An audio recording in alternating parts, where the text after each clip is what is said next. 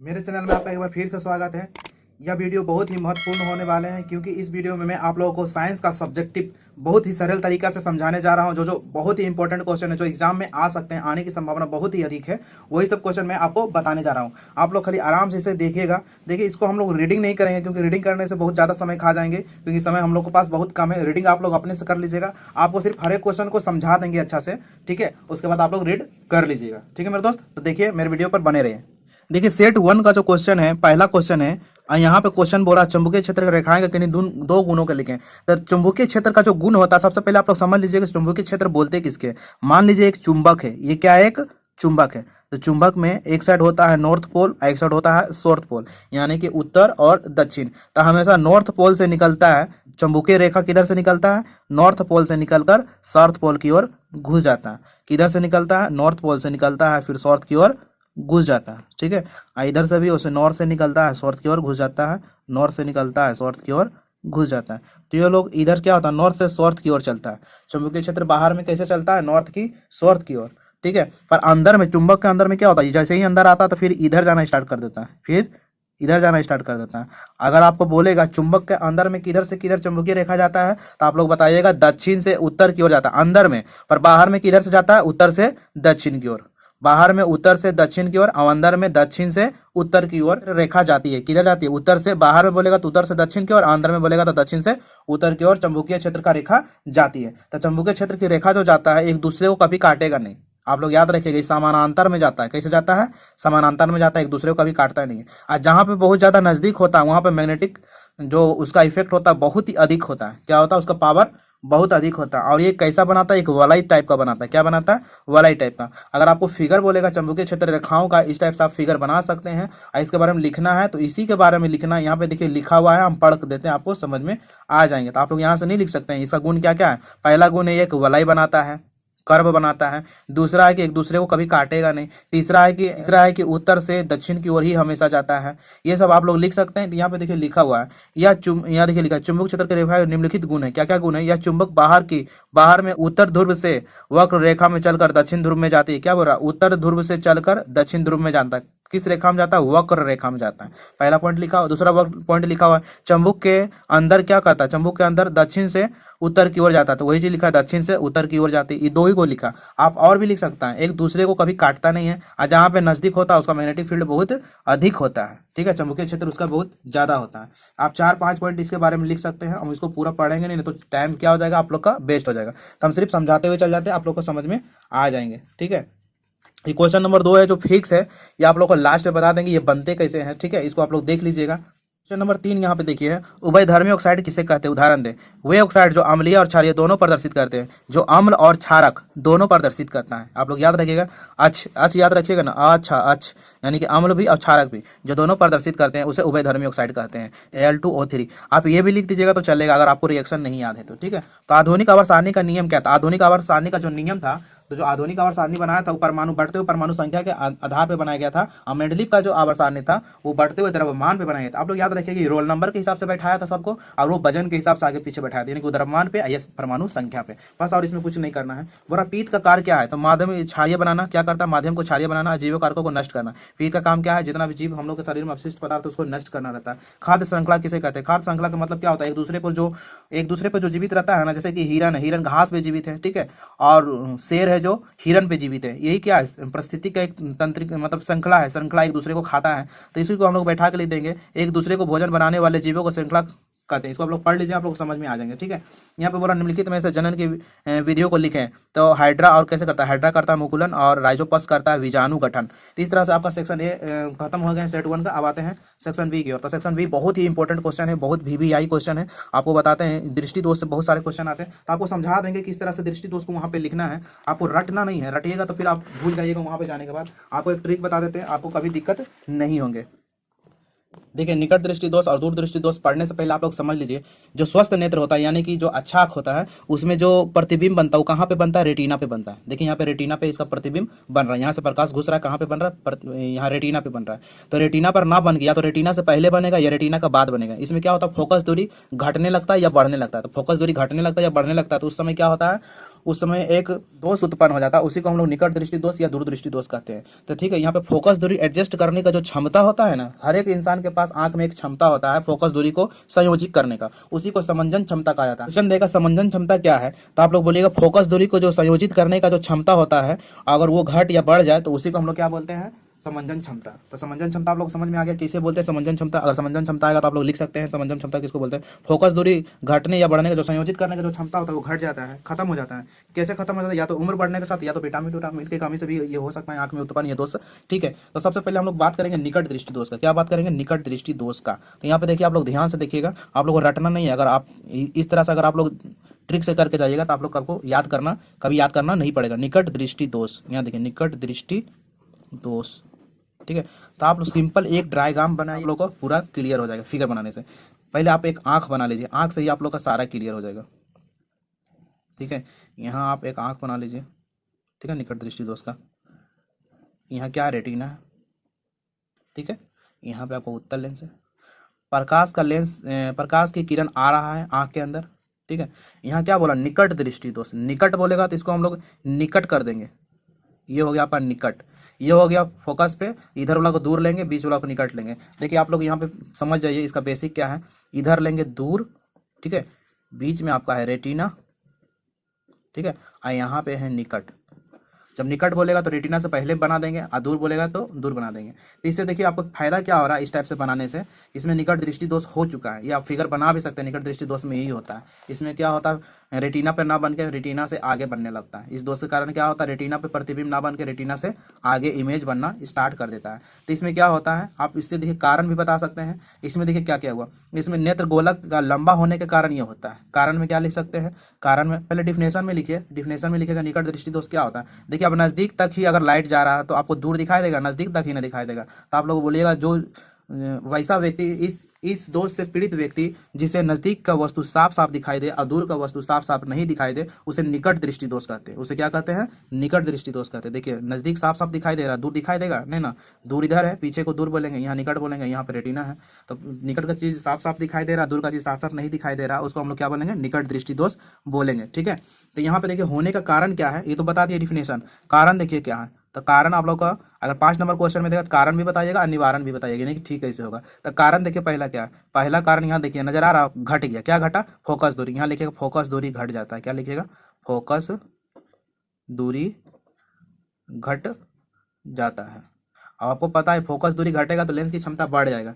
तो दूसरा में क्या लिखेगा, लेंस की क्षमता बढ़ जाता है, लेंस की क्षमता बढ़ जाता है। ऐसा क्यों होता है, क्योंकि एक दूसरे का इन्वर्सली प्रोपोर्शनल, P बराबर 1/F। अगर ये बढ़ेगा तो ये घट जाएगा, इसका मान्य होता है एक दूसरे का। ठीक है, और तीसरा क्या होता है, नेत्र का गोलक है ना लंबा हो जाता है, नेत्र का गोलक लंबा हो जाता है। क्या होता है, नेत्र की गोलक लंबा हो जाता है, लंबा हो जाता है। ये 3 कारण है। इसको ठीक करने के लिए कैसे करते हैं, निवारण। तो आप लोग निवारण में हम लोग शॉर्ट में लिख देते हैं निवारण। इसको ठीक कैसे करेंगे, तो इसमें हम लोग लगाते हैं अवतल लेंस। क्या लगाते हैं, अवतल लेंस। आप लोग इसका भी ट्रिक बता देंगे कि इसमें कौन सा लेंस लगता है, आप लोग को इजीली याद हो जाएगा। ठीक है, आपका निकट दृष्टि दोष खत्म हो गए। अब आते हैं दूर दृष्टि दोष में, आपको फिगर से ही याद हो जाएंगे। ठीक है, ये निकट दृष्टि दोष क्या है, दूर दृष्टि दोष क्या है। तो यहाँ पे देखिए दूर दृष्टि दोष, देखिए दूर दृष्टि दोष में जैसे ही प्रकाश की लाइट आपके आंख में घुस रहा है तो देखिए दूर है तो दूर तक लाइट जाएगा, तो दूर पीछे ना होता है, पीछे क्या होता है, दूर। यहाँ देखिए दूर, देखिए पीछे साइड में होता है, तो यानी कि यहाँ पे मेरा दूर है, तो यहाँ से जब घुसेगा तो लाइट कहाँ चल जाएगा, दूर तक चला जाएगा। तो यानी कि दूर का चीज साफ साफ दिखाई देगा और नजदीक का चीज साफ साफ नहीं दिखाई देगा, उसको हम लोग क्या बोलते हैं, दूर दृष्टि दोष। यानी कि जिसमें दृष्टि दोष बोलेगा उसी में दिखाई देगा। दूर बोलेगा तो दूर में देख सकता है और निकट बोलेगा तो निकट में देख सकता है, इसको बोलेंगे दूर दृष्टि दोष। इसका कारण क्या है, इसमें भी कारण क्या हो जाएगा, कारण इसमें क्या, फोकस दूरी बढ़ जा रहा है। क्या हो जा रहा है, फोकस दूरी बढ़ जा रहा है। तो 1 नंबर में कारण में क्या लिखेंगे, फोकस दूरी बढ़ जाता है। फोकस दूरी क्या होता है, बढ़ जाता है, बढ़ जाता है। ठीक है, दूसरा में क्या होता है, लेंस की क्षमता घट जाती है, लेंस की क्षमता घट जाती है। तीसरा क्या है, तीसरा है आपका नेत्र गोलक, उसमें लंबा, इसमें छोटा हो जाता है, छोटा हो जाता है। ठीक है, इस तरह से दूर दृष्टि दोष और निकट दृष्टि दोष आपका। इसका निवारण देखिए कैसा होता है, निवारण इसमें देखिए अवतल लेंस लगाएं तो इसमें क्या लगाएंगे, उत्तल लेंस, क्या लगाएंगे, उत्तल लेंस लगाकर इसमें ठीक किया जाता है। 5 नंबर में देगा तो पूरा निवारण उवारण और डिफिनेशन सब लिखना है, ठीक है। इस तरह से आपका दूर दृष्टि दोष और निकट दृष्टि दोष, आपको फिगर सिर्फ याद रहे, दूर है तो दूर कर देंगे और निकट है तो निकट कर देंगे। उसी तरह डिफिनेशन भी लिख देंगे, दूर है तो दूर का चीज़ देखेंगे, नजदीक का चीज़ नहीं देखेंगे, अगर नजदीक का चीज़ देख रहे हैं तो दूर का चीज़ नहीं देखेंगे। ये हो गया आपका दूर दृष्टि दोष, ठीक है। आप 2 और दृष्टि दोष है तो उसको काहे छोड़ेंगे, उसको भी बता देते हैं, सिर्फ थोड़ा सा समझा देते हैं, आप लोगों को समझ में आ जाएंगे। तीसरा है जरा दृष्टि दोष, क्या है, जरा दृष्टि दोष। इसमें क्या होता है, दूर का चीज़ भी नहीं दिखेगा, ठीक है, और नज़दीक का भी चीज़ नहीं देखेगा, तो इसमें हम लोग जरा दृष्टि दोष बोलते हैं। ये ज़्यादातर बूढ़ा में और बच्चा में पाया जाता है, ठीक है। तो इसका निवारण कैसे होता है, इसमें क्या होता है, इसका कारण होने का है, अगर कारण बोलेगा तो समंजन क्षमता घट जाता है। क्या होता है, इसमें क्या होता है, समंजन क्षमता क्या हो जाता है, घट जाता है। और दूर के बिंदु, निकट का बिंदु दूर चला जाता है। जो निकट का बिंदु होता है ना, निकट का बिंदु आँख का होता है, निकट का बिंदु क्या हो जाता है, दूर चला जाता है, दूर चला जाता है। इसमें निवारण कैसे करेंगे, तो निवारण करते हैं बाईफोकल लेंस लगा के। क्या करते हैं, द्विफोकसीय लेंस बोलते हैं, द्विफोक्सी लेंस, यानी कि द्विफोक्सी लेंस में 2 लेंस मिला हुआ रहता है। आप लोग शीशा में, आईना में देखे होंगे इस टाइप से, नीचे अलग शीशा रहता है, ऊपर अलग, ऊपर में अवतल रहता है और नीचे में उत्तल लेंस लगा हुआ रहता है, ठीक है। इसी को द्विफोकसी लेंस बोलते हैं। एक होता है आबिंदुकता, ये आप लोग को जल्दी देता नहीं पर भी है, आबिंदुकता। इसमें क्या होता है, लेटा हुआ चीज़ ठीक दिखेगा आपको, ठीक है, पर खड़ा हुआ पौल उल हो गया ना, पतला चीज़, वो आपको सही से नहीं देखेगा। इसको ठीक करने के लिए हम लोग क्या लगाते हैं, बेलनाकार। इसका निवारण करने के लिए क्या लगाते हैं, बेलनाकार लेंस। कैसा लगाते हैं, बेलनाकार लेंस, ठीक है। इससे अगर 1 नंबरिया क्वेश्चन आप लोग को याद रखना है तो आप लोग को एक ट्रिक बता देते हैं, उससे सारा क्वेश्चन आपका 1 नंबरिया याद हो जाएंगे। देखिए ये ट्रिक आपका बहुत ही इंपॉर्टेंट है, इससे ये क्वेश्चन आ सकते हैं। देखिए आपको सिर्फ सिंपली याद रखना है, क्या याद रखना है, अबे अमन उर्दू बजा। क्या याद रखना है, अबे अमन उर्दू बजा। तो आ से क्या हो गया, आबिंदुकता। तो आबिंदुकता में क्या लगता है, बेलनाकार लेंस लगाकर ठीक किया जाता है, ठीक है। आ से क्या हो गया, अवतल लेंस। अवतल लेंस किसमें लगता है, ठीक है। निकट दृष्टि दोष में क्या लगता है, अवतल लेंस। तो निकट दृष्टि दोष को इंग्लिश में मायोपिया भी कभी कभी बोल देते हैं, ठीक है। और उर्दू में क्या हो गया, ऊ से हो गया उत्तल लेंस, और दा से क्या हो गया, दूर दृष्टि दोष, ठीक है। बजा में क्या हो गया, बा से बाईफोकल लेंस यानी कि द्विफोकसीय लेंस, और जा से हो गया जरा दृष्टि दोष। यानी कि जितना भी दृष्टि दोष है उसका निवारण एक ट्रिक में सारा खत्म हो गया, ठीक है। आपको सारा याद नहीं रखना, अगर 1 नंबरिया अगर आप लोग को छोड़ना नहीं है नेत्र से, तो ये वाला ट्रिक याद कर लीजिएगा, तो आपका सारा 1 नंबरिया क्वेश्चन यहाँ से पकड़ा जाएगा। और थोड़ा सा नेत्र के लिए थोड़ा सा कुछ इंपॉर्टेंट, हम नेत्र का पहले भी बताया था, मानव नेत्र से इसको और इसको, जितना भी दृष्टि दोष है, मानव नेत्र बहुत ही इंपॉर्टेंट है, मानव नेत्र से क्वेश्चन देता ही देता है। आप लोग मानव नेत्र को अच्छे से कर जाइएगा। देखिए निकट दृष्टि दोष के बाद अगला क्वेश्चन है यहाँ पे, संयोजन अभिक्रिया वियोजन का विपरीत क्यों होता है। तो आप लोग पहले बता दिए संयोजन अभिक्रिया क्या होता है। संयोजन मतलब जब दो तत्व मिल के एक बड़ा सा प्रोडक्ट बनाता है उसको हम लोग संयोजन बोलते हैं, यानी संयोग करके बनाता है उसको संयोजन बोलते हैं। अभियोजन में क्या होता है, एक बड़ा सा जो रहता है वो 2 भागों में बढ़ जाता है, तो ठीक है, तो उसको हम लोग वियोजन अभिक्रिया बोलते हैं। ये एक दूसरे का विपरीत है। यहाँ पे दिख रहा है कि एक दूसरे का क्या है, विपरीत है। क्यों विपरीत होता है, यहाँ पे देखिए, संयोजन अभिक्रिया में क्या होता है, 2 या 2 से अधिक पदार्थ को संयोग करके नया पदार्थ बनाता है। 2 या 2 से अधिक पदार्थ को संयोग करके एक नया पदार्थ बना देता है। पर वियोजन में क्या होता है, एक पदार्थ है ना जो अभिक्रिया करके टूट कर वो क्या होता है, दो नए पदार्थों में बन जाता है। तो यहाँ पे वही चीज लिखा हुआ है, 2 नए पदार्थों में निर्माण करता है, इसलिए वियोजन अभिक्रिया संयोजन अभिक्रिया का विपरीत माना जाता है। आपको खाली ये याद रहेगा, तो संयोजन अभियोजन का विपरीत क्यों होता है आप ये लिख पाइएगा। आप लोग रासायनिक अभिक्रिया अगर याद कर लेते हैं, संयोजन का 1 ठो ऐसे करके दिल दीजिएगा, 2 को मिलकर 1 ठो बन जाएगा, और वियोजन में 1 है जो 2 ठो मिलकर बन जाएगा। बस ज्यादा है, ये हार्ड नहीं है, बहुत ही सिंपल है संयोजन और वियोजन। अब आता है क्वेश्चन नंबर 11 की ओर। तो क्वेश्चन नंबर 11 में देखिए बोल रहा है, क्वेश्चन नंबर 11 में बोल रहा है, मेंडलीव की आवर्त सारणी की क्या कमियां थी, इसके आधुनिक आवर्त सारणी में किस प्रकार दूर किया गया। देखो जो मेंडलीव बनाया था ना, वो हाइड्रोजन का गलत स्थान दे दिया था, ठीक है। सबसे पहला कारण क्या था, हाइड्रोजन का गलत स्थान दिया था, विवादपूर्ण था। परमाणु द्रव्यमान को क्रम में अतिक्रमण किया, मतलब परमाणु द्रव्यमान पर बैठाया था पर वो लागू नहीं हुआ आगे जाके। समस्थानिक के लिए स्थान उपलब्ध नहीं था, यह स्थान नहीं छोड़ा था। पर आधुनिक आवर्त सारणी क्या, स्थान भी छोड़ा था। यहाँ देखिए समाधान कैसे किया था मोजले के, हाइड्रोजन के विद्युत घनात्मक तत्व तथा उसे प्रथम आवर्त में प्रथम समूह में रखा गया था। ये गलत क्या किया था, हाइड्रोजन को प्रथम समूह प्रथम आवर्त में रख दिया था, यही गलती इसका था। तत्वों को परमाणु भार पर बढ़ते हुए सजाने के समस्थानिक को तत्व के साथ उसी स्थान पर आवर्त सारणी में रखा साथ ही अधिक परमाणु द्रव्यमान वाले, अधिक कम परमाणु वाले, द्रव्यमान भी वाले तत्व पहले आ गए थे, इसे संशोधन हो गया। मतलब कि बोल रहा है कि परमाणु द्रव्यमान के अनुसार उसको बढ़ते हुए क्रम में रखा था, पर कुछ दूर तक लागू हुआ, फिर उसके बाद आगे लागू नहीं हुआ था। उसको जस्ट 18 वर्ग में रखा गया था। 8 में 3-3 तत्व के वे परमाणु संख्या के आधार पर अलग अलग समूह में चले गए थे। इस तरह से क्या हो गया था, उसका ये फेल हो गया था। उसके बाद आधुनिक आवर्त सारणी आ गया था। ठीक है, अब यहाँ पे देखिए क्या बोल रहा है, क्वेश्चन नंबर 12 में कार्बन के कितने अधिक यौगिक के कारण क्या होता था। कार्बन अत्यधिक यौगिक के कारण निर्माण निम्नलिखित कारण है। पहला क्या है, कार्बन यौगिक में श्रृंखला गुण होते हैं। श्रृंखला गुण होता है, कार्बन के परमाणु आसपास एक दूसरे तत्व के साथ या तो दो आबंध होते हैं, यानी कि दो से जुड़ा रहता है, या त्रि आबंध से जुड़े रहता है। देखिए, एक आबंध से जुड़ा रहेगा यानी सिंगल बॉन्ड या डबल बॉन्ड या ट्रिपल बॉन्ड, जैसे कि ये सिंगल बॉन्ड से जुड़ा हुआ, या डबल बॉन्ड से जुड़ा, या ट्रिपल बॉन्ड से जुड़ा, इस टाइप से रह सकता है, इत्यादि कर दीजिएगा बस। ठीक है, तीसरा बोल रहा कार्बन योजकता का गुण होता है, मतलब कार्बन का 4 हाथ होता है। कार्बन का कितना होता है, 4 हाथ। कार्बन यौगिक समअवयव प्रदर्शित करता है। समअवयव मतलब कार्बन को हम लोग अलग अलग तरीका से लिख सकते हैं। ठीक है, ये बता रहा है। यहाँ पे देखिए, दोहरा परिसंचरण किसे कहते हैं। दोहरा मतलब दोबारा। मनुष्य में रक्त को बार बार शुद्ध अवस्था, एक बार अशुद्ध अवस्था के अर्थात 2 बार हृदय से होकर गुजरना पड़ता है, इसे दोहरा परिसंचरण कहते हैं। देखो, मनुष्य का शरीर में क्या होता है, जो खून होता है ना, एक बार अशुद्ध रहता है, एक बार शुद्ध रहता है। तो शरीर से वो है ना, जो दिल से जो जाता है, हार्ट से, वो 2 बार होकर गुजरना पड़ता है, इसलिए उसका नाम दिया गया है दोहरा परिसंचरण तंत्र। इसका व्याख्या करना है। सीरा द्वारा जो विभिन्न भागों में जाता है रक्त, वो हृदय होता है। सीरा में क्या होता है, हृदय। सीरा मतलब हो गया जो छोटा मोटा नस जो हाथ में हम लोग को दिखता है ना, यहाँ पे ये हो गया नस, छोटा छोटा जो नस होता है, जो कटने से कोई दिक्कत नहीं है। और धमनी मतलब होता है बीच में जो मोटा नस होता है, जो धमनी से जाता है, तो धमनी से शुद्ध रक्त जाता है और सीरा से अशुद्ध रक्त जाता है। तो देखिए, सीरा से विभिन्न अशुद्ध हृदयों में ले जाया जाता है।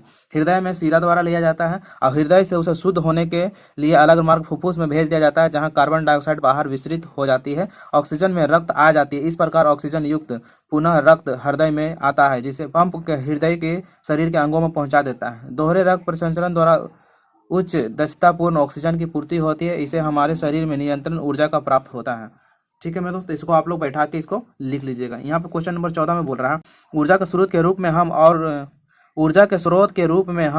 सौर ऊर्जा का उपयोग किस प्रकार करते हैं। तो ऊर्जा के रूप में हम सौर ऊर्जा का उपयोग निम्नलिखित तरीके से करते हैं। पहले क्या, सोलर पैनल लगा के करते हैं, बैठा के। सोलर कुकर में भी कर सकते हैं, समुद्री पानी में नमक बनाने में करते हैं, अनाज एवं कपड़ों में भी करते हैं। नमक बहुत जगह पे यहाँ इसका उपयोग किया जाता है। यहाँ पर देखिए बोल रहा है, किसी चालक का प्रतिरोध किस बात पर निर्भर करती है। तो आपको पता है चालक का जो प्रतिरोध होता है, यानी कि R बराबर होता है रो एल बाई ए।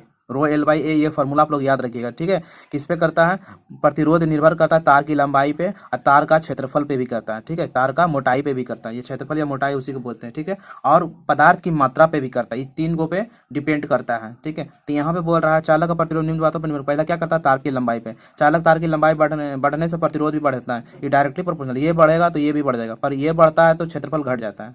अर्थात प्रतिरोध की चालक की लंबाई समानुपाती होता है, ये दोनों आपस में क्या होता है, समानुपाती होती है। अब यहाँ पे देखिए बोला तार की मोटाई, यानी कि क्रॉस सेक्शनल एरिया पे।